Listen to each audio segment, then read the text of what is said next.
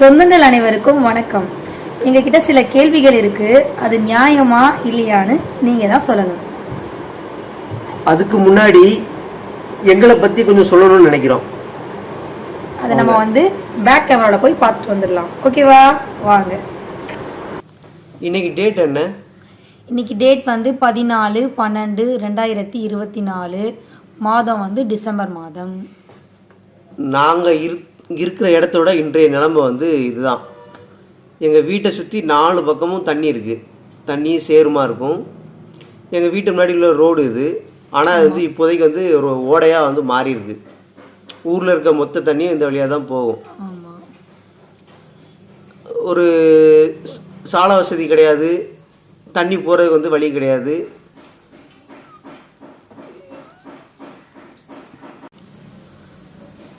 அந்த மாதிரி ஒரு கஷ்ட சூழ்நிலையோடு தான் அந்த ஏரியாவில் உள்ள மக்கள் நாங்கள் வாழ்ந்துக்கிட்டு இருக்கோம். இது நான் இது யாருக்கு இந்த குறைய சொல்கிறக்காக நான் பண்ணல. எங்களோட வாழ்க்கை இந்த மாதிரி ஒரு கஷ்டத்தில் தான் நான் போய்கிட்டு இருக்கோம். அப்போ இதுலேருந்து நான் என்ன பண்ண வரேன்றதை கொஞ்சம் சொல்லணுன்றதுக்காக தான் இந்த வீடியோ நான் போட்டிருக்கேன். நான் பண்ண போகிற விஷயம் வேறு. இது குறை சொல்கிறதுக்காகவோ எங்களுக்கு இந்த வசதிகள் செஞ்சு தரணுன்றக்காகவோ நான் அதை பேசவே வரல. இந்த மாதிரி விஷயங்கள் தான் என்னோடய பிளான் உருவாச்சு. அதை சொல்கிறதுக்காக தான் இந்த ஒரு வீடியோ. இது பார்த்தீங்கன்னா என்னோடய வண்டி. இது நான் ஒரு 2010 வாங்கினேன். அப்போத்துலேருந்து ஒரே வண்டி தான் யூஸ் பண்ணுறேன். வேறு வண்டி நான் இது வரைக்கும் நான் வாங்கலை. இந்த வண்டியை தான் யூஸ் பண்ணிக்கிட்டு இருக்கேன். இந்த சேரில் தான் கஷ்டப்பட்டு போகிறோம் வரோம். வண்டி கூட ஓட்ட முடியாது, அந்த மாதிரி ஒரு கஷ்டம்தான். என் பசங்க டெய்லி ஸ்கூலுக்கு போகிறது இந்த வழியாக தான் போகணும் வரணும். ஒரு நாளைக்கு நான் கூப்பிட்டு போய் விட்டுருவேன். எனக்கு வேலை இருக்கணிக்கு நான் கடைக்கு போயிட்டேன்னா அவங்க இந்த மாதிரி நடந்து தான் போவாங்க. அப்போ பார்த்தீங்கன்னா ஸ்கூலில் ஷூலாம் போட்டு போகணும். அந்த ஷூவை கூட இதில் போட்டு போக முடியாது, எடுத்துகிட்டு போவாங்க. இது இதுதான் எங்களோட வசந்த மாளிகை. நான் கஷ்டப்பட்டு கட்டின வீடு. அதாவது வசதியாக இல்லைனாலும் எங்களோட தகுதிக்கு ஏற்ற மாதிரி ஒரு சின்ன வீடு, ஒரு அழகான வீடு. அதாவது நாங்கள் எங்கள்கிட்ட ஆடம்பரமான வாழ்க்கை இருக்காது. எனக்கு அவசியமான தேவை வீடுன்னு நினச்சேன், வீட்டை கட்டினேன். ஆனால் உள்ளே இருக்க பொருள்லாம் பார்த்தீங்கன்னா நல்லா டேமேஜாக தான் இருக்கும். ஏன்னா எனக்கு இது எனக்கு தேவை கிடையாது. எனக்கு தேவை என் பசங்க, என் பொண்டாட்டி அமைதியாக வாழ்றதுக்கு ஒரு வீடு தேவைன்னு எனக்கு ஆசை. அதை கட்டிட்டேன். ஆனால் உள்ளே இருக்க அந்த சோபான்றது நாங்கள் தான் அதை பயன்படுத்த போகிறோம். யாரும் இது பண்ண போகிறது இல்லை. எங்களுக்கு தேவைப்படல. அதனால் வீட்டை மட்டும் நாங்கள் நல்லா கட்டணும்னு சொல்லி வீட்டை கட்டிட்டோம். இதெல்லாம் எப்போ வேணுமோ நாங்கள் வாங்கிக்கலாம். அந்த மாதிரி பார்த்தீங்கன்னா என் பசங்க இந்த ஸ்கூலுக்குலாம் போகும்போது பார்த்தீங்கன்னா ஷூவை கையிலேயே தூக்கிட்டு தான் போவாங்க. போயிட்டு அங்கே போய் போட்டு அப்படியே போவாங்க. இதில் இன்னொன்று என்னதுன்னா, அவங்க போகிற ஸ்கூல் கவர்மெண்ட் ஸ்கூலு தான். ஆனால் அந்த ஸ்கூல் டீச்சர்ஸோட சப்போர்ட்டு, அப்புறம் அந்த ஸ்கூலில் படிக்கிற பசங்களோட பேரண்ட்ஸோட சப்போர்ட்டு, இந்த ஊர் மக்களோட சப்போர்ட்னால அந்த ஸ்கூல் பார்த்தீங்கன்னா அந்த ஸ்கூலோட ஹெட் மாஸ்டரு, அப்புறம் அந்த ஊர் மக்களோட எல்லாரோட சப்போர்ட்டு, அவங்க பண்ணுற ஹெல்ப்னால அது பார்த்தீங்கன்னா ஒரு கவர்மெண்ட் ஸ்கூலுன்ற தாட்டே பசங்களுக்கு இருக்காது. ஃபுல் அண்ட் ஃபுல்லி பார்த்தீங்கன்னா ஒரு ப்ரைவேட் ஸ்கூலில் என்னென்ன மாதிரி பண்ணாங்களோ அந்த மாதிரி, அதாவது அவங்களுக்கு தேவையான ஃபண்டை அவங்களும் டீச்சர்ஸும் ஹெட் மாஸ்டர் அவங்களும் போடுறாங்க. அந்த பேரண்ட்ஸ் ஸ்டூடெண்டோட பேரண்ட்ஸ்கிட்டே வாங்குறாங்க. ஊர் மக்களும் டொனேஷன் பண்ணுறாங்க. அதில் வர காசை வச்சு அவங்களுக்கு தேவையான எல்லா வசதிகளும் பண்ணி அந்த ஸ்கூல் ரொம்ப ஒரு கிராண்டாக பண்ணுறாங்க. என் பசங்க அதில் படிக்கிறது எனக்கே பெருமையாக இருக்காது. ஒரு கவர்மெண்ட் ஸ்கூலில் இப்படி இருக்கணுன்றது அவங்க காட்டியிருக்காங்க. அது எதனாலனா அந்த ஹெல்பிங் மைண்ட் ஒரு மனிதர்களுக்கு இருக்கிறதுனால தான் அந்த ஸ்கூலை அந்த அளவுக்கு பண்ண முடிஞ்சிருக்கு. அப்போ இதெல்லாம் என்னோட மைண்டில் பதிஞ்சுது. அப்போ இருக்கிறவங்க இல்லாதவங்களுக்கு சப்போர்ட் பண்ணால் அவங்களும் மேலே வரலாம், அவங்களுக்கு ஒரு வாழ்க்கையை கொடுக்க முடியும். அப்போ எல்லாருமே வாழணும், எல்லாருக்குமே ஒரு சந்தோஷன்றது கிடைக்கணும். இப்போ எல்லாருமே எல்லா ஃபேமிலிக்கும் இந்த ஆசை இருக்கணும். நம்மளோட மனைவி மக்களை நல்லபடியாக பார்த்துக்கணும், நமக்கு அவங்க பசங்களுக்கு ஒரு வீடு கீடு கட்டணும், இல்லை வண்டி கிட்டி நம்மளும் வாங்கணுன்ற ஆசை எல்லாருக்குமே இருக்கும். அது பணக்காரங்களாக இருந்தாலும் சரி, ஏழையாக இருந்தாலும் சரி, ஆசைன்றது எல்லாருக்கும் ஒரே மாதிரி தான் இருக்கும். ஒருத்தர் சூழ்நிலை முடியும், ஒருத்தர் சூழ்நிலை முடியாது. அப்புறம் இது வந்து எங்கள் ஸ்கூலோட கடையோட மெயின் ரோடு. பார்த்தீங்கன்னா வீட்டிலேருந்து ஒரு 2-3 கிலோமீட்டர் பக்கத்தில் கடை இருக்குது. என் கடைக்கு பார்த்தீங்கன்னா போர்டு கூட இருக்காது. ரொம்ப சிம்பிளாக தான் இருக்கும். உள்ளே பார்த்தீங்கன்னா ரொம்ப செலவுலாம் இருக்காது. நான் கடை எப்படி எடுத்தனோ எடுத்து அப்படியே பொருள் மட்டும் வாங்கி அப்படியே செட் பண்ணி வச்சு ஓட்டிக்கிட்டு இருக்கேன். இதுதான் எங்களோட லைஃபு. இப்போ இந்த மாதிரி ஒரு நிலைமையில் இப்போ சாதாரணமாக ஒரு ஃபேமிலி மேலே வந்து என்ன நினைப்பாங்க? நம்ம சம்பாதிச்சுட்டு நம்ம வந்து நான் சம்பாதிச்சு என்னோட குடும்பத்துக்கு பார்த்துக்கணும், என் குடும்பத்தை காப்பாற்றணும், என் குடும்பத்துக்கு வேண்டியதை வந்து வாங்கணும், இப்படி தான் வந்து நினைக்கணும். நானும் அப்படி தான் நினைக்கிறேன். நாங்களும் எல்லாரோட லைஃப்லயுமே அப்படிதானே. எல்லாரும் அப்படி நினச்சிருந்தாங்கன்னா நம்ம இந்த வீடை கட்டிக்க முடியுமா? முடியாது. இப்போ எனக்குன்னு அதாவது எனக்கு நான் கஷ்டப்படுறதுல எனக்கு சில ஹெல்ப்புகள் கிடைச்சிது. அது சில பேர் பண்ணுற உதவியால் தான் நான் வந்து கடையும் வச்சேன், வீடும் கட்டினேன். அப்போ அந்த உதவிகள் கிடைக்கலன்னா நம்ம இந்த வீடை வந்து கட்டியிருக்க முடியுமா? அந்த கடை வச்சிருக்க முடியுமா? அப்போ நம்ம என்ன பண்ணுறோம்? கிடைச்ச வரைக்கும் லாபம்னா சொல்லிட்டு நம்ம இருந்துடலாமா? இருக்கக்கூடாது. அப்போ நம்ம வந்து நமக்கு உதவி பண்ணுறவங்களும் நம்ம வந்துட்டு உதவி பண்ணணும்னு நினைக்கல. அப்போ உதவிகள் வந்து எவ்வளோ அவசியமானது என்று தெரியுது. அப்போ நம்மளால் வந்து என்ன நம்மளால பண்ண முடிஞ்சது வந்து யாருக்காவது பண்ணணும். ஆனால் நம்மக்கிட்ட பணம் இருக்கா? பணம் இல்லை. பொருள் இருக்கா? இல்லை. ஆனால் மனசு இருக்கு, கொஞ்சம் மூளை இருக்கு.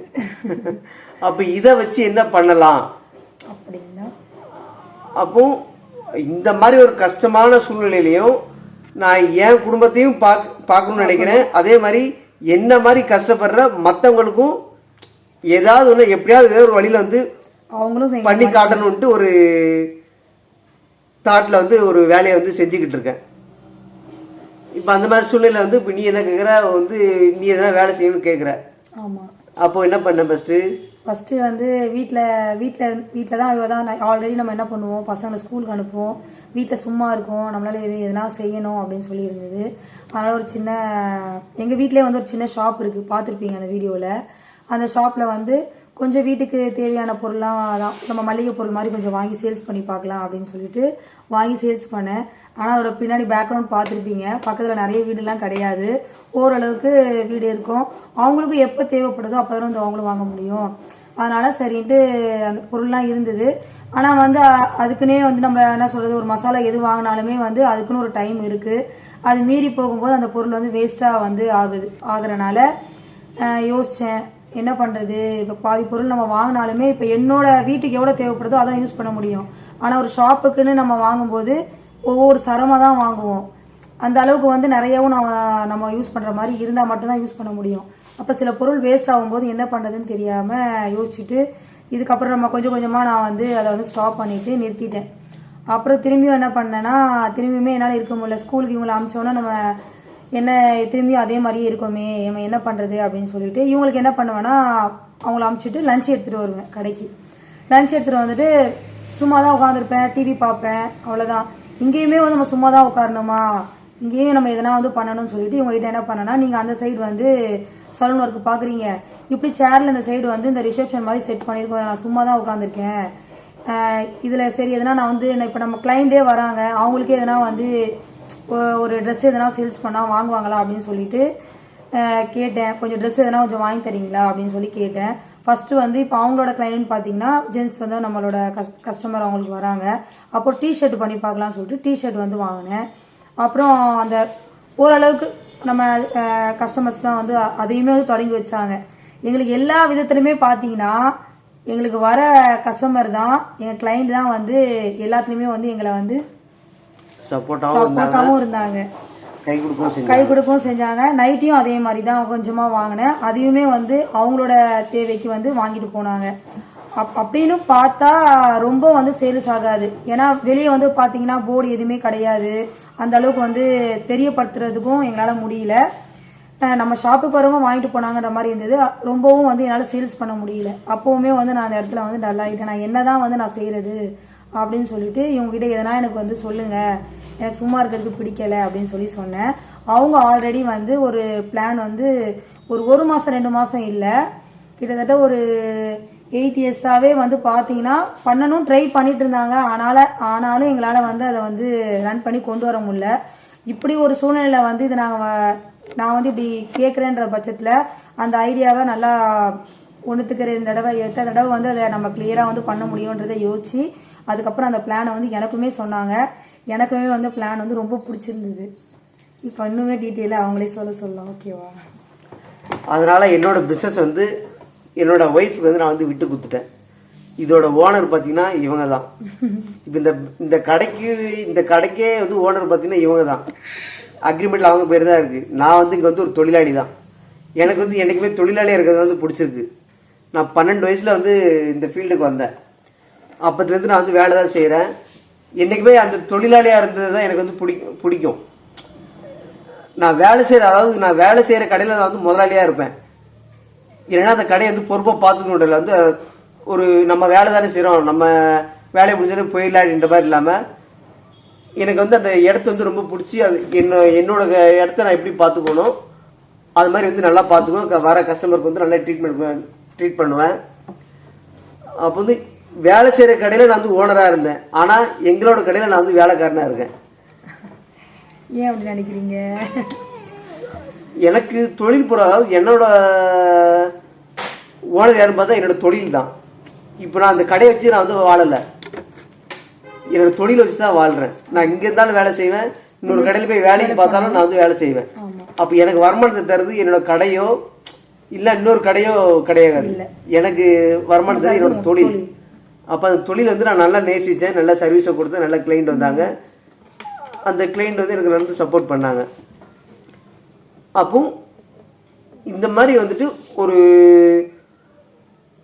ஒருத்தர் வந்து கஷ்டப்பட்டு மேலே வரவங்க வந்து என்ன பண்ணுறாங்க, அவங்கள சுற்றி யாராவது கஷ்டப்படுறவங்க இருந்தாங்கன்னா அந்த மனசு கேட்காம அவங்களுக்கு முடிஞ்ச ஹெல்ப் பண்ணுறாங்க. அப்போ அது மாதிரி ஹெல்ப் பண்ணும்போது அவங்களும் வந்துட்டு கஷ்டப்படுறவங்க ஓரளவுக்கு கொஞ்சம் வந்து மேலே வர்றதுக்கு ட்ரை பண்ணுறாங்க. ஆனால் அந்த உதவி மட்டுமே போதுமானா வந்து சில நேரம் வந்து அது செட் ஆகாது. ரெண்டாவது உதவி பண்ணுறவங்க வந்துட்டு எல்லாருக்குமே உதவி பண்ண முடியாது. ஏன்னா நம்ம இங்கே வசதியானவங்க எவ்வளோ பேர் இருக்காங்களோ கஷ்டப்படுறாங்க அதோட கோடிக்கணக்கான பேர் இருக்காங்க. அப்போ அவங்களால முடிஞ்ச அளவுக்கு அவங்களும் பண்ண முடியாது. அவங்க ஃபேமிலியும் பார்க்கணும், அவங்களோட சூழ்நிலைகள் இருக்குது, அவங்கக்கிட்ட ஆள்கள் இருப்பாங்க, அதை எல்லாமே வந்து பார்த்தாகணும். அப்போ அவங்களால முடிஞ்ச அளவுக்கு பண்ணுறாங்க உதவி. இப்போ எனக்கு உதவி கிடச்சிருக்குன்னா நானும் அந்த உதவி வந்து யூஸ்ஃபுல்லாக பயன்படுத்தணும். இப்போ கேட்டனே குத்துறான்னு சொல்லிட்டு நான் பாட்டு கேரளாவில் நான் பாட்டு வீட்டுக்கு ட்ரெஸ் எடுத்து கொடுக்குறேன், பசங்களுக்கு தின்பண்டம் வாங்கி கொடுக்குறேன்னு சொல்லிட்டு அந்த காசை வேஸ்ட் பண்ணி அந்த உதவிக்கு வந்து வேல்யூ இல்லாமல் ஆக்கிடக்கூடாது. எனக்கு கிடைச்ச ஒரு உதவியுமே பார்த்தீங்கன்னா அதை வந்து நான் வந்துட்டு அதை வச்சு ஒன்று உருவாக்க தான் பயன்படுத்திருக்கேன்னு தவிர அழிக்கிறதுக்கு நான் வந்து பயன்படுத்தவே இல்லை. ஃபர்ஸ்ட் கிடைச்ச உதவியை வச்சு கடை வச்சேன், 2வது கிடைச்ச உதவி வச்சு வீட்டை கட்டினேன், 3வது கிடைச்ச உதவி வச்சு இப்போ இந்த பிஸ்னஸ்க்கு வந்து சில பொருட்கள்லாம் தேவைப்படுச்சு, இந்த கம்ப்யூட்டர்லாம். இதெல்லாம் பார்த்தீங்கன்னா எனக்கு வந்து இதுவும் எனக்கு வந்து ஹெல்ப் தான் பண்ணியிருக்காங்க. அப்போ இந்த மாதிரி விஷயங்கள் எனக்கு கிடைச்சதுனால தான் நான் வந்து இப்படி ஒரு இடத்துல வந்து நான் உட்காந்துருக்கேன். அப்போ எனக்கு வந்து உதவி கிடைச்சிச்சு, நம்மளோட வாழ்க்கை வந்து நல்லா ஆயிடுச்சு நான் வந்து போனால் அது வந்து வாழ்றதுக்கான அர்த்தமே கிடையாது. எனக்கு எப்படி உதவி கொடுத்தா இப்போ வந்து எனக்கு உதவி செஞ்சவங்களுக்கு வந்து உதவி வந்து தேவைப்படாமல் இருக்கலாம். ஆனால் என்ன மாதிரி ஆளுங்க உதவி பெற வந்து நிறைய பேர் இருக்காங்க. அப்போ அவங்களுக்கு என்னால் முடிஞ்சதை ஏதாவது பண்ண முடியுமான்னு வந்து ட்ரை பண்ணும்போது எனக்கு வந்து ஒரு நல்ல ஐடியா கிடைச்சிது. அதிலே இன்னொரு அதாவது எப்படின்னா ஒரு ஹைலைட்டான விஷயம் என்னென்னா இதில் வந்து யாரையுமே வந்து ஏமாற்றவும் வாய்ப்பில்லை, நஷ்டப்படுத்தவும் வாய்ப்பில்லை, அந்த ஆசை காட்டி மோசம் பண்ணுற விஷயமும் இல்லை. அப்போ இந்த ஐடியா எனக்கு வந்து ரொம்ப பிடிச்சோன்னே சரி அந்த பிஸ்னஸ் வந்து இவங்களுக்கு வந்து நம்ம வந்து பண்ணி கொடுக்கணும் அப்படின்ற ஆசையில் வந்துட்டு ஃபுல்லாக ஒர்க் அவுட் பண்ணி எல்லா விஷயங்களையும் ரெடி பண்ணி ஸ்டார்ட் பண்ணி போய்கிட்டு இருக்கேன், ரன் பண்ணி நடத்திக்கிட்டு இருக்கேன். அப்போ இந்த மாதிரி ஒரு கஷ்டப்படுற சூழ்நிலை இருக்க நான் என் குடும்பத்தை பார்க்காம என்ன மாதிரி கஷ்டப்படுறவங்களுக்கும் ஏதாவது ஒரு விஷயத்தை வந்து பண்ணிடணுன்ற வந்து ஒரு முயற்சி வந்து பண்ணுறேன். அப்போ எனக்கே இந்த மாதிரி ஒரு ஆசை இருக்கும்போது சில பேர் வந்து கோடிக்கணக்கான வருமானத்தை வந்து பார்க்குறாங்க. அப்போ அவங்க நினச்சா எவ்வளோ விஷயங்கள் வந்து பண்ணலாம். ஆனால் அவங்களாலும் எல்லாருக்கும் பண்ண முடியாது. அவங்கள சுற்றி யார் யாருக்கு தெரியுதோ அவங்களுக்கு தான் பண்ண முடியும். அப்போ நான் என்ன நினச்சேன்னா, அப்போ உதவியாக இல்லாமல் ஒரு பிஸ்னஸாக கொண்டு போனோம்னா அது வந்து ஒரு வருமானமாக வந்து நம்ம வந்து கொடுக்க முடியும். பிஸ்னஸுக்கும் போது வந்து ஒரு வருமானம் வரும். அப்போ வருமானம் போது அந்த பிஸ்னஸில் யார் யாரெல்லாம் பார்ட்னர் ஆகிறாங்களோ அவங்க எல்லாருக்குமே வருமானம் கிடைக்கும். அப்போ வருமானமாக போகும்போது என்ன ஆகும்? வருமானமாக போகும்போது அவங்களுக்கு இப்போ நான் கஷ்டப்படுறனால தான் எனக்கு வந்து உதவி தேவைப்படுது. இப்போ எனக்கு நல்ல வருமானம் வந்தால் எனக்கு உதவி தேவைப்படுமா? தேவைப்படாது. எனக்கு தேவையானதை நானே வாங்கிக்கிற ஒரு தைரியமும் தன்னம்பிக்கையும் எனக்கு வந்து வந்துடும். அப்போ ஒரு வருமானத்தை கொடுக்குற மாதிரி எதனா பண்ண முடியுமான்னு ட்ரை பண்ணும்போது தான் எங்களுக்கு இந்த வந்து ஐடியா கிடைச்சது. அப்போ அது என்ன மாதிரி ஐடியானா, அவங்கள்ட்ட வந்து ஃபர்ஸ்ட்டு தாட்டு யாருக்கிட்டையும் காசு வாங்கக்கூடாது. யாருக்கிட்டையும் இந்த பொருளை நீ கண்டிப்பாக வாங்கினதான் நான் வந்து வருமானத்தை தரணும் அந்த மாதிரி சொல்லக்கூடாது. அவங்களுக்கு எப்போ தேவைப்படுதோ அப்போதான் அந்த பொருளை வந்து வாங்குற மாதிரி இருக்கணும். அதாவது அவங்களுக்கு ஈஸியாகவும் இருக்கணும், அவங்கள கஷ்டப்படுத்தாம பண்ற மாதிரி இருக்கணும். ஆனால் அந்த பிஸ்னஸ்க்கு வந்து ஒரு இன்வெஸ்ட்மெண்ட் தேவை. அந்த இன்வெஸ்ட்மெண்ட்டை நான் வந்து எடுக்கணும். அது நான் எப்படி பண்ணணும்னு யோசனை பண்ணும்போது என் சலூனை வச்சு என் சலூனுக்கு வர கஸ்டமருக்கு ஃபஸ்ட்டு வந்து பண்ணலாம் அப்படின்னு சொல்லிட்டு சலூன் சர்வீஸை வச்சு அதில் வர லாபத்தை கொடுத்து இதை பண்ணணும்னு நான் வந்து எடுத்து பண்ண ஆரம்பித்தேன். ஆனால் சலூன் சர்வீஸ்ன்றது வந்து மாதத்தில் ஒரு வாட்டியோ 2 வாட்டியோ பண்ணுற சர்வீஸ். அதில் ஒரு 10 ரூபா 20 ரூபா தான் கிடைக்கணும் அவங்களுக்கு லாபம். அப்போ இதை பண்ணுன்னா அதுக்குள்ளே எனக்கு வயசாகிடும். அப்போ இதை மட்டும் வந்து நம்ம வந்து கொண்டு போக முடியாது. அப்போ மக்களோட அத்தியாவசிய செலவுகள் என்னென்னு கணக்கு பண்ண ஆரம்பித்தேன். அப்போ மளிகை பொருள் இருக்குது, இதோ ஒரு கறி வாங்குவாங்க, மீன் வாங்குவாங்க, காய்கறி வாங்குவாங்க, மெடிக்கலில் போய் மாத்திரை வாங்குவாங்க. அப்புறம் வந்து ஒரு லேபில் போனால் ஒரு பிளட் டெஸ்ட் எடுப்பாங்க. அப்புறம் ட்ரெஸ்ஸு தேவைப்படும். அப்புறம் ஒரு டிவி வீட்டில் ரிப்பேர் ஆச்சுன்னா அதை பார்க்க வேண்டியிருக்கும். ஒரு வாஷிங் மிஷின் ரிப்பேர் ஆச்சுன்னா அதை பார்க்க வேண்டியிருக்கும். ஒரு வாஷிங் மிஷின் இல்லாத வீட்டில் இல்லாதவங்களும் இருப்பாங்க, அவங்களுக்கு வாஷிங் மிஷின் தேவைப்படும். டிவி இல்லாதவங்க இருப்பாங்க, அவங்களுக்கு டிவி தேவைப்படும். அப்போ இந்த மாதிரி அவங்களுக்கு ஒரு சின்ன சின்ன அதாவது ஆசைகளாக தேவைப்படுற பொருள், அத்தியாவசியமாக தேவைப்படுற பொருள்னு இருக்குல்ல, அந்த விஷயத்துக்காக வந்து வாங்க போவாங்க. அப்போ அந்த மாதிரி பொருட்களை வந்து நம்ம வாங்க வச்சு அதில் ஒரு லாபத்தை எடுத்து நம்ம வந்து அந்த பிஸ்னஸுக்கு தேவையான இன்வெஸ்ட்மெண்ட்டை எடுத்துட்டு அதை வச்சு பிஸ்னஸில் போட்டு அந்த லாபத்தை வந்து கஸ்டமருக்கே திருப்பி கொடுத்துடணும் அப்படின்ட்டு பிளான் பண்ணி ஒரு ஐடியாவில் வந்து ஸ்டார்ட் பண்ணேன். அப்போ அத்தியாவசிய செலவுகள் என்னென்னு நான் வந்து தேடி அலைஞ்ச போது இப்போ சினிமாவும் மக்களோட வாழ்க்கையிலேருந்து ஒரு அத்தியாவசியமான செலவாகிடுச்சு. இப்போ நம்ம என்னதான் எவ்வளோதான் கஷ்டப்பட்டாலும் எவ்வளோதான் ஊர் நம்ம சுற்றி வந்தாலும் ஒரு படம் பார்க்கணும்னு போகிறது வந்து பசங்களுக்கும் சரி, நம்மளோட வீட்டில் உள்ள ஒய்ஃபுக்கும் சரி, அவங்களுக்கு வந்து அவங்களோட ஒரு ரிலாக்ஸுக்கும் ஒரு என்டர்டெயின்மெண்ட்டுக்கும் சினிமா தான் இப்போ வந்து ரொம்ப முக்கியமான ஒரு காரணமாக இருக்குது. எங்கள் லைஃப்லேயே பார்த்தீங்கன்னா எங்கள் லைஃப்லேயே பார்த்தீங்கன்னா நாங்கள் இங்கே ரீசெண்டாக வந்து ஒரு 4 இயர்ஸ் ஆகுது இந்த திருவள்ளூர் ஸ்ட்ரீட்டுக்கு வந்து. அதுக்கு முன்னாடி சென்னையில் இருந்தோம். அங்கெல்லாம் பார்த்தீங்கன்னா ஒரு வீக்லியும் வந்து அதான் ஷாப்பில் ஒர்க் பண்ணல, இன்னும் வேறு யாரும் ஷாப்பில் ஒர்க் பண்ணுவாங்க. வீக்லி 1 டேஸ் லீவ் வரும். எங்களை அந்த 1 டேயில் வந்து மூவிக்கு தான் கூப்பிட்டு போவாங்க. போவோம் பார்ப்போம். மூவிக்கு மோஸ்ட்லி வந்து பார்த்தீங்கன்னா என்னோட பேரண்ட்ஸ் வந்து ஒரு +2 வரைக்குமே நான் படிச்சிருக்கேன். எங்கள் வீட்டில் வந்து இந்த சினிமா வந்து கூப்பிட்டு போனதே இல்லை.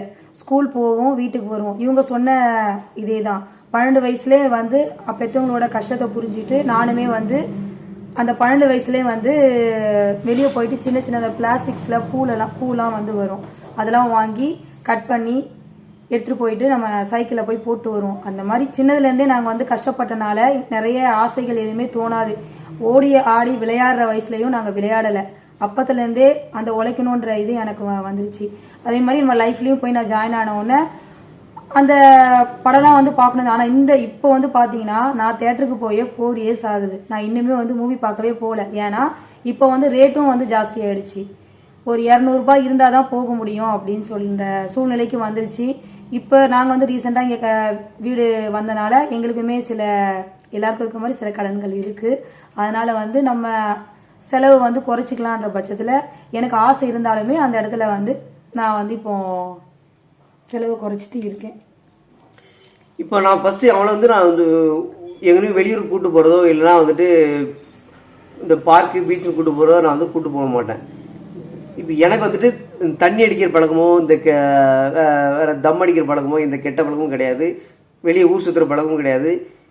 எனக்கு வந்து சின்ன வயசுலேருந்து நான் சினிமா மட்டும்தான் அதிகமாக பார்ப்பேன். அப்போ என் பசங்களை எங்கன்னா கூட்டு போகணும்னு சொன்னால் நான் வந்து சினிமாவுக்கு தான் கூட்டு போகணும்னு சொல்லுவேன். ஆனால் என் பசங்களுமே வந்து சினிமா, ஆனால் ஒரு ஸ்டேஜுக்கு மேலே பார்த்தீங்கன்னா ஒரு சினிமாவுக்கு போகணுன்னா வந்துட்டு ஒரு 1000 ரூபாய் 1500 ஆயிடுது. நாங்கள் 4 பேர் போகணுன்னா. ஃபர்ஸ்ட் நாங்கள் 2 பேர் இருந்தோம், ஒரு 500 ரூபாயில முடிஞ்சிருச்சு. 3 பேர் ஆனால் ஒரு 1000 ரூபாயில முடிஞ்சிருச்சு. இப்போ பார்த்தீங்கன்னா 2000 ரூபாய் 2500 ரூபாய் ஆயிடுது. ஏன்னா டிக்கெட்டுக்கே வந்துட்டு 1000 ரூபாய் வந்துடுது. அப்புறம் வந்துட்டு உள்ள ஸ்நாக்ஸுக்கு ஒரு 1000 ரூபா, போகிற வர செலவுன்ட்டு பார்த்தீங்கன்னா 2000 ரூபாய் 2500 ரூபாய்க்கு குறையாமல் ஆயிடுது. அப்போ நாங்கள் அன்றாட செலவுக்கே கஷ்டப்படுறோம். அதில் முட்டியும் போது அதில் ஒரு சின்ன சின்ன காசை எடுத்து வச்சு வேற என்ன ஒரு பொருள் வாங்கலாம்னு வைக்கும்போது அப்போ பசங்களோட ஆசையை நாங்கள் வந்துட்டு கொஞ்சம் கம்மியாக தான் இருக்குது பசங்களோட ஆசை. இப்போ எல்லா நடிகரையும் அந்த என் பையனே படிக்கிறானா அவனோட கிளாஸ் எல்லா பசங்களும் ஒரு படத்தை பார்த்துருப்பாங்க.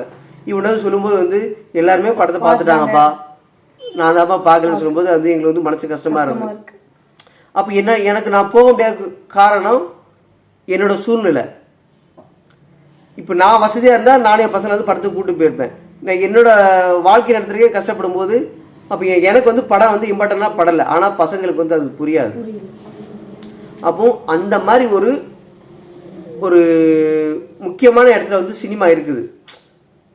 சம்பாதிக்கணுன்றதை தாண்டி மக்களை வந்து சந்தோஷப்படுத்துறதுலையும் அவங்களுக்கு வந்து ஒரு ரிலாக்ஸை தர்றதுலையும் ஒரு முக்கியமான இடம் வந்து சினிமாவுக்கும் சினிமா நடிகர்களுக்கும் தியேட்டர் வச்சிருக்கவங்களுக்கும் இருக்குது. அப்போ அவங்க ஒரு விஷயத்த பண்ணுனா அது வந்து என்ன மாதிரி கஷ்டப்படுறவங்களுக்கு ஒரு பெனிஃபிட்டாக இருக்குன்ற ஒரு ஐடியா எனக்கு வந்து ஒரு சின்ன ஐடியா தோணுச்சு. சரி, அதை வந்து நான் பேசலாம் அப்படின்ற பிளான்ல தான் இந்த வீடியோவை போடுறேன். இது வந்துட்டு கரெக்டாக தப்பான்றது எனக்கு தெரியல. ஆனால் பண்ணணும்னு நினச்சா பண்ணலாம். எப்படின்னா இப்போ வந்துட்டு இப்போ சினிமா பார்க்குறதும் அத்தியாவசிய செலவாக தான் இருக்குது. இப்போ நான் என்ன பண்ணுறேன்னா இப்போ மளிகை பொருள் வாங்குற இந்த சலூன் சர்வீஸ் பண்ணுறதுனால, மளிகை பொருள் வாங்குறதுனால, இந்த மாதிரி மெடிக்கல் வாங்குறதுனால, மெடிக்கலுக்கு போய் வாங்குறதுனால, ட்ரெஸ் எடுக்கிறதுனால, இந்த மாதிரி எல்லா விஷயங்களையும் என்கிட்ட பண்ணும்போது நான் வந்து ஒரு ப்ராஃபிட் வந்து கஸ்டமருக்கு கொடுத்து அந்த காசை வச்சு ஒரு பிஸ்னஸ் பண்ணி ஒரு லாபத்தை கொடுக்குறக்குள்ள பிளானை தான் பண்ணிக்கிட்டு இருக்கேன். அப்படின்ற பட்சத்தில் இப்போ இந்த சினிமா டிக்கெட்டு எடுக்கும்போது அவங்களுக்கு ஒரு செலவு வருது பார்த்தீங்களா? இப்போ அந்த செலவையும் இப்போ என்கிட்ட டிக்கெட் எடுக்கிறாங்க அப்படின்னா அதில் நீங்கள் ஒரு ப்ராஃபிட் எனக்கு கொடுத்தீங்கன்னா இப்போ அவன் அதுக்கு இந்த சினிமா டிக்கெட்டுக்காக செலவு பண்ணுற காசுலையும் என்ன மாதிரி கஷ்டப்பட்டவங்களுக்கு ஒரு ப்ராஃபிட்டை வந்து என்னால் கொடுக்க முடியும். இதை அதாவது இப்போ உங்களுக்குன்னு ரசிகர்கள் வந்து நிறைய ஒரு நடிகருக்கும் நிறைய ரசிகர்கள் இருக்காங்க. அப்போ இப்போ நான் வந்துட்டு சலூன் வச்சிருக்கேன். நான் வந்து சர்வீஸ் பண்ணி அந்த காசை வாங்கி நான் வந்து வாழ்கிறேன். நான் சர்வீஸ் பண்ணி தான் நான் வந்து காசு பண்ணுற சர்வீஸ் தானே காசு தராங்க. இதில் என்ன இருக்குன்னு சொல்லிட்டு நான் வந்து விட்டு போகல. அவங்க கொடுத்த சர்வீஸ்னால தான் நான் வந்து வாழ்கிறேன். அந்த மாதிரி எனக்கு கிடைச்ச ஹெல்ப்னாலேயும் தான் நான் வந்து வாழ்கிறேன். அப்போ எனக்கு வந்து அந்த உணர்வு இருக்குது, என்னால் முடிஞ்ச வந்து எதாவது பண்ணணும்னு சொல்லிட்டு. ஏன்னா எனக்கு நான் வேலை செஞ்சு வந்தாலும் அந்த கிளைண்ட் வந்ததுனால தான் எனக்கு அந்த வருமானம் வருது. அவங்க வரலன்னா எனக்கு அந்த வாய்ப்பு வந்து கிடைச்சிருக்காது. அப்போ என்னோட உழைப்பில் வந்து அவங்களோட பங்கும் இருக்குது. அதே மாதிரி தான் இப்போ பணக்காரங்களும் படத்துக்கு வராங்க, வசதியானவங்களும் வராங்க, ஏழைங்களும் வராங்க.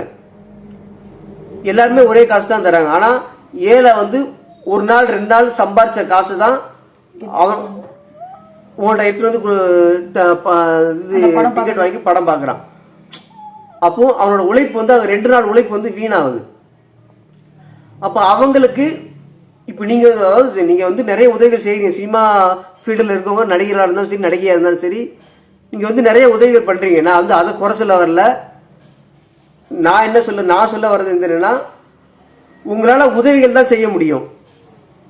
அதையும் எல்லாருக்கும் செய்ய முடியாது. இப்போ ஒரு நடிகர் ஒரு 1000 பேருக்கு செய்கிறீங்கன்னா எத்தனை நடிகர்கள் செய்கிறீங்க, எத்தனை நடிகர்கள் பற்றி இருக்கீங்க.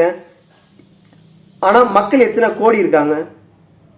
இப்போ நீங்கள் ஒரு நடிகர் வந்து ஒரு 1 லட்சம் பேருக்கு பண்ணலாம். அது மாதிரி ஒரு 1000 நடிகர்கள் நடிகர்கள் பண்ணுறீங்கன்னா அந்த 1 கோடி பேருக்கு வந்து பண்ணுற மாதிரி இருக்கும்னு நீங்கள் வச்சுக்கோங்களேன். அப்போ கஷ்டப்படுறவங்க அவங்க மட்டும்தான் இருக்காங்களா? கஷ்டப்படுறவங்க பல கோடி பேர் இருக்காங்க. அவங்க எல்லாருக்குமே வந்து உதவி செய்ய முடியாது. அது எனக்கும் தெரியும். உங்களால் முடிஞ்ச அளவுக்கு நீங்கள் வந்து உதவி செய்கிறீங்க.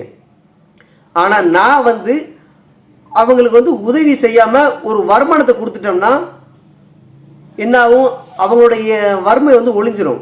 அப்போ அவங்களோட வறுமை ஒழிஞ்சு போச்சுன்னா அவங்களும் அவங்க பிள்ளைங்களை கூட்டு படத்துக்கு போவாங்க, ஜாலியாக வந்து செலவு பண்ணுவாங்க, அவங்களுக்கு தேவையான பொருளையும் வாங்கிக்குவாங்க. யாரையும் எதிர்பார்த்து வாழ்கிற ஒரு சூழ்நிலை வந்து இருக்காது. அப்போ நீங்கள் எப்படி ஒரு வாழ்க்கை வாழ்கிறீங்களோ அதில் ஒரு சின்ன வாழ்க்கையை உங்களுக்கு வாழ்க்கை கொடுத்தவங்களாலையும் வாழ முடியும். இப்போ என்னாலே வந்துட்டு இந்த அளவுக்கு சிந்திக்க முடியுதுன்னா அப்போ நீங்கள் வந்து எங்கேயோ இருக்கீங்க, உங்களோட உலகமே வேற. அப்போ நீங்கள் எல்லாரும் ஒன்றா சேர்ந்தீங்கன்னா இந்த மாதிரியான மக்களுக்கு வந்து நீங்கள் வந்து எவ்வளோ விஷயங்கள் வந்து பண்ண முடியும். அது என்னன்னா இப்போ நான் என்ன சொல்கிறேன், அதாவது இப்போ ஒரு 200 ரூபா கொடுத்து டிக்கெட் எடுக்கிறாங்களா, இப்போ அது வந்து ஏன் மூலமாக எடுத்தாங்கன்னா எனக்கு வந்து அதில் வந்து ஒரு 15% கொடுங்க. அப்போ எனக்கு ஒரு 30 ரூபா கிடைக்கும். அந்த 30 ரூபாயில பாதியை நான் என்ன பண்ணுவேன், நான் வந்து என்கிட்ட யார் டிக்கெட் எடுக்கிறாங்களோ அவங்களுக்கு கொடுத்துருவேன். கொடுத்து அதில் வர ப்ராஃபிட் அவங்க சேர்த்து அவங்க மெம்பர் அவருக்கு என்ன இன்வெஸ்ட்மெண்ட் தேவையோ அது வந்ததுக்கப்புறம் நான் எடுத்து அப்படியே பிஸ்னஸில் போட்டு அந்த லாபத்தை வச்சு நான் வந்து ஒரு பெரிய லாபத்தை வந்து அவங்களுக்கு கொடுப்பேன். அது என்ன லாப டீட்டெயில நீங்கள் வந்து நான் கேட்கும்போது வந்து சொல்கிறேன். ஒரு பெரிய ப்ராசஸ். ஆனால் ஒரு அடிமட்ட நிலையில் இருக்க நான் வந்து இதை வந்து ட்ரை பண்ணுறேன். இது உங்களால் முடியும்னா இதோட பொறுப்பு யாருக்குன்னா ஒரு நடிகருக்கும் இருக்கு, நடிகைக்கும் இருக்கு. ஆனால் ஒரு தியேட்டரோட விலை அதிகமாகுதுன்னா அது எனக்கு தெரிஞ்சு நான் நினைக்கிறேன் வந்து இவங்க இந்த மாதிரி ஆக்டர்ஸோட சம்பளம் அதிகமாக இருக்கனால அப்போ அவங்க வந்து விநியோகஸ்தர்கள் வந்து அதாவது ப்ரொடியூசர் வந்து அதிக விலைக்கு விநியோகஸ்தருக்கு வந்து விற்கிறாங்க. அப்போ விநியோகஸ்தர் வந்து அதிகமாக கொடுத்து விலை வாங்குறதுனால அவங்க அதிகமாக ரேட்டை வச்சு தியேட்டருக்காரங்களுக்கு கொடுக்குறாங்க. தியேட்டருக்காரங்க அதிகமாக விலை கொடுத்து வாங்குறதுனால மக்கள்கிட்ட வந்து அதிகமாக ரேட்டு வச்சு விற்கிறாங்க. அப்போ யாரோ ஒருத்தர்கிட்ட ஆரம்பித்த தப்புனால தான் பாதிப்பு எங்கே வருது, எங்களை மாதிரி ஏழைகளுக்கு வந்து வருது.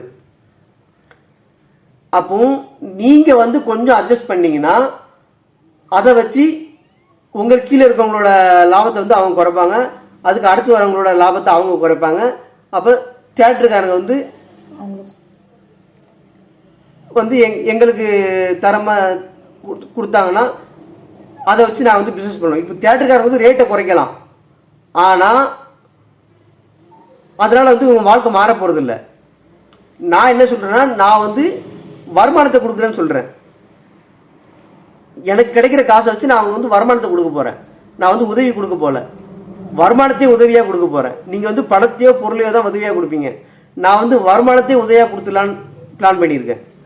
அப்போ அந்த மாதிரி வருமான உதவி அவங்களுக்கு கிடைக்கும் போது அவங்களோட வாழ்க்கை சூழலே மாறிடும். அவங்க அவங்களோட ஒய்ஃபு பிள்ளைங்களை வந்து நல்லா சந்தோஷமாக பார்த்துக்கலாம், அவங்களும் ஒரு வீடு காரணம் வாங்கி சந்தோஷமாக இருக்கலாம். அப்போ அதாவது அவங்க கஷ்டப்பட்டாலும் அவங்க கஷ்டப்பட்டா ஒரு படம் 2 படம் தான் வந்து பார்ப்பாங்க. அவங்க வசதி ஆகிட்டாங்கன்னா 10 படம் தேட்டருக்கு வந்து பார்ப்பாங்க. வீட்டில் டிவியோட அவசியமே இருக்கா, எல்லா படத்தையும் தேட்டரில் தான் வந்து பார்க்கணும்னு நினைப்பாங்க. அப்போ அந்த மாதிரி பட்சத்தில் உங்களோட பிஸ்னஸும் ஆட்டோமேட்டிக்காக இன்னும் நல்லாவே நடக்கும். இப்போ சில படங்கள்லாம் வந்து ஓடாத காரணம் படம் நல்லா இருக்கு நல்லா இல்லைன்றது இல்லை, நல்லா இருக்குங்கும்போது வந்து கஷ்டப்பட்டு கடன் வைக்காது வந்து படம் பார்த்துடுறாங்க. நல்லா இல்லைங்கும்போது அதாவது நல்லா நம்ம டிவியில் ரொம்ப பார்த்துக்கலாம்னு சொல்லிட்டு நம்ம எதுக்கு காசு, நம்மகிட்டே காசு இல்லை, நம்ம எதுக்கு தேட்டருக்கு போகணும்னு சொல்லிட்டு அமைதியாக இருந்துடுறாங்க. அப்போ அவங்க வசதியாக இருக்க சூழ்நிலை வரும்போது என்ன ஆகுனா, எந்த படமாக தான் பரவாயில்ல, சரி நம்ம போய் பார்க்கலாம் எப்படி தான் இருக்குது அப்படின்ட்டு வருவாங்க. அப்போ தேட்டருக்காரர்களுக்கும் வருமானம் வரும், விநியோகஸ்தருக்கும் வருமானம் வரும், நடிகர்களுக்கும் உங்களோட படம் நல்லா ஓடும்போது உங்களுக்கும் நல்ல சம்பளம் வந்து கிடைக்கும். அப்போ இதை வந்து உங்களால் எந்த அளவுக்கு பண்ண முடியும் அப்படின்ட்டு நீங்கள் எனக்கு வந்து அதில் ஐடியா இல்லை. எங்களுக்கு தோணுனதை மக்களுக்கு எப்படி நல்லது பண்ணணுன்ற ஐடியா தான் எனக்கு வந்து இருக்குது. அது அந்த ஃபீல்டை பற்றி வந்து எனக்கு தெரியாது. இப்போ வந்து ஒன்று ஒரு நடிகையும் சேர்ந்து நீங்கள் ஒரு பாதி காசை போடலாம், விநியோகஸ்தர் கொஞ்சம் காசு போடலாம், இல்லை தியேட்டருக்காரர் கொஞ்சம் காசு போடலாம். அந்த மாதிரி போட்டு அந்த டிக்கெட்டில் எனக்கு டிஸ்கவுண்ட் கொடுத்தீங்கன்னா நான் வந்து அதை வந்து மக்களுக்கு கொடுப்பேன். இல்லையா நீங்கள் உங்களால் முடிஞ்சால் நீங்கள் தனியாக பண்ண முடியும்னா நீங்கள் வந்து உங்களோட ரசிகர்களுக்கு வந்து அவங்க டிக்கெட்டில் வந்து ஒரு பர்சன்டேஜ் வந்து நானே தரேன்னு சொல்கிறீங்களா? அப்போ நீங்கள் உங்களோட ரசிகர்களுக்கு அதாவது உங்கள் படத்தை பார்க்க ரசிகர்களுக்கு அவங்க வாங்குற டிக்கெட்லேருந்து இந்த மாதிரி ஒரு 15% வந்து நான் தரேன், நீங்கள் வந்து என்னோட ரசிகர்களுக்கு வந்து நீங்கள் நல்லது பண்ணுங்கன்னு சொன்னால் நான் அந்த மாதிரியும் பண்ணுவேன். இல்லை என்னால் தனியாக மட்டும் முடியாது அப்படின்னா அப்போ தியேட்டருக்காரங்களோ இல்லை விநியோகஸ்தரோ நீங்கள் ஒரு டீமாக சேர்ந்து அந்த இப்போ ஒரு 30 ரூபா வருதுன்னா அந்த 30 ரூபா வந்து எப்படி ஷேர் பண்ணி கொடுக்க முடியுமோ அந்த டிக்கெட்டில் வந்து நீங்கள் வந்து டிஸ்கவுண்ட்டாக எனக்கு கொடுங்க. அதை வச்சு நான் வந்து மக்களுக்கு வந்து நான் வந்து ப்ராஃபிட்டாக கொடுத்து வருமானத்துக்குள்ள வழியை வந்து உருவாக்கி விட்டுருவேன். இதில் வந்து எனக்கும் ஒரு லாபம் கிடைக்கி. அதுக்காக வந்து நான் சம்பாதிக்கணுன்றதுக்காக இந்த பிளானை உருவாக்கியிருக்கேன்னு வந்து நீங்கள் நினைக்க வேணாம். இதை வந்து நான் தான் பண்ணணுன்றது கிடையாது. எனக்கு தேவை என்ன மாதிரி மக்கள் வந்துட்டு எல்லாரும் வந்து ஒரு அழகான வாழ்க்கையை வந்து வாழணும். அது ஏன் மூலியமா வந்தாலும் சரி, மற்ற மூலியமா வந்தாலும் சரி. இப்போ இது வந்து உங்களால் எதுனா பண்ண முடிஞ்சு இந்த மாதிரி செலவுகளை வந்துட்டு சேர்த்து வச்சு நீங்கள் எங்கிட்ட பண்ணுறது மூலமா நான் வந்து வருமானத்தை தரேன். அதாவது உதவி செய்கிறேன்றது இல்லை, வருமானத்தை தரேன்ற மாதிரி ஒரு பிளான் நீங்கள் வந்து பண்ணீங்கன்னா நான் அதில் வந்து நான் ஜாயின் பண்ணிக்கிறேன். ஏன்னா எனக்கு வந்து ரொம்ப தேவை இப்போ இருக்க நிலைமைக்கு. இப்போ நான் அதாவது என் வீட்டுக்கு மளிகை பொருள் வாங்குகிறேன், அப்புறம் வந்துட்டு பசங்களுக்கு உடம்பு சரியில்லைனா மாத்திரை வாங்குகிறேன், ட்ரெஸ்ஸு இல்லைன்னா ட்ரெஸ்ஸு எடுக்கிறேன், மிக்சியோ கிரைண்டரோ வாஷிங் மிஷினோ ரிப்பேர் ஆயிடுச்சுன்னா கூப்பிட்டு வந்து பார்க்குறேன், எலக்ட்ரிக்கல் ப்ராப்ளம் தான் வந்து கூப்பிட்டு வந்து பார்க்குறேன். இந்த மாதிரி செலவுகளை வந்துட்டு எனக்கு பண்ணுறது மூலமாக எனக்கு யாரும் இன்கம் தர மாதிரி நீங்கள் யாருன்னா பண்ணீங்கன்னா அதில் ஃபஸ்ட்டு நான் வந்து ஜாயின் பண்ணுவேன். இந்த ஒரு பிளானை யாருமே பண்ணலைன்ற ஒரே காரணத்தினால தான் இந்த முயற்சி வந்து நான் எடுத்திருக்கேன். ஏன்னா கஷ்டத்தோட வழி எனக்கு தெரியும், பணத்தோட அருமை எனக்கு தெரியும், உதவியோட அவசியமும் எனக்கு வந்து தெரியும். நான் கஷ்டமும் பட்டிருக்கேன், பணத்துக்காகவும் ஓடி இருக்கேன், உதவியாலேயும் வாழ்ந்திருக்கேன். அப்போ இந்த 3லேருந்து எனக்கு கிடைச்ச அறிவில தான் இந்த பிளானை வந்து நான் வந்து உருவாக்கியிருக்கேன். இதில் சுயநலன்றது வந்து சுயநலம் வந்து இருக்கு. ஆனால் சுயநலத்தை தாண்டி அதாவது ஒரு 100%ல் 10% சுயநலம் இருக்கும், 90% வந்து பொதுநலம் மட்டும்தான் இருக்கு. அதனால இதை பார்க்குற மக்களும் இதை வந்து முடிஞ்ச அளவுக்கு நீங்கள் வந்து ஷேர் பண்ணுங்க. இது வந்து யாருக்கு போய் சேரணுமோ சேரட்டும். இது வந்து நான் எனக்காக பேசலை, உங்களுக்காக தான் பேசுகிறேன். இது வந்து என் மூலியமா நடந்தாலும் சரி, இன்னொருத்த மூலியமா நடந்தாலும் சரி, என் மூலியமா நடந்தாலும் சந்தோஷம். நான் வந்து நிறைய விஷயங்கள் வந்து பண்ணுவேன். அடுத்தவங்க மூலியமா நடந்தாலும் நான் வந்துட்டு நான் போய் ஜாயின் பண்ணி என் வாழ்க்கையை வந்து நான் வந்து வளப்படுத்திக்குவேன். என்னோட என்ன வந்து இதுதான், நான் மேலே வரணும், என்ன மாதிரி கஷ்டப்படுறவங்களும் மேலே வரணும். அதுக்கு என்ன தேவையோ அதை யாராவது ஒருத்தர் கொடுத்தா சரி. அதே மாதிரி இன்னொரு பிளான் என்னன்னா, என்னோட ஃபியூச்சர் பிளான் ஒன்றே ஒன்று மட்டும் நான் சொல்கிறேன். எப்படின்னா, இப்போ எனக்கு ஒரு லாபம் அதிகமாக வருதுன்னு வைங்களேன், நான் ஒரு ஸ்டேஜுக்கு மேலே என்ன பண்ணுவேன்னா, இப்போ ஒருத்தங்களுக்கு கஷ்டம் எதுலேருந்து ஆரம்பிக்குன்னா, ஒருத்தங்கிட்ட போய் வட்டிக்கோ இல்லை தண்டலுக்கோ கடன் வாங்கும்போது தான் அதை அடைக்கிறதுக்காக என்ன பண்ணுறாங்க, உழைக்கிற காசை வந்து வட்டிக்கு வாங்கியிருந்தாங்க, வட்டிக்கு கட்டுவாங்க. அப்போ நான் என்ன பண்ண போகிறேன்னா, எனக்கு வந்து ஒரு அதிகமாக பணம் வந்துச்சுன்னா நான் என்ன பண்ணுவேன்னா, அந்த மாதிரி கஷ்டப்படுறவங்களுக்கு, அதாவது இப்போ ஒரு பைசா வட்டிக்குன்னு வைங்களேன், நான் வந்து 1 பைசா வட்டிக்கு வந்து அவங்கள்ட்ட வந்து கொடுப்பேன். அப்போ 1 லட்ச ரூபா அவங்க வாங்கியிருக்காங்கன்னா 1 பைசா வட்டி 1000 ரூபாய் வருதா, அடுத்து ஒரு மாதம் கழிச்சு ஒரு 5000 ரூபாய் கட்டியிருக்காங்கன்னா அடுத்து அந்த 95,000 ரூபாய் இருக்குன்னா அது 95 ரூபாய்க்கு என்ன வட்டியோ அந்த வட்டி. அடுத்த 5000 ரூபாய் கழியுது, மீதி எவ்வளோ 90,000 ரூபாய் இருக்குது. அதாவது என்ன அமௌண்ட் இருக்கோ அதுக்குள்ள வட்டி மட்டும் அவங்க கொடுத்தா போதும். அந்த ஃபுல் அமௌண்ட்டுக்கான ஆமாம். அப்போ இவங்க வெளியே போய் வந்து வட்டிக்கு வாங்குற அந்த அவசியம் இருக்காது.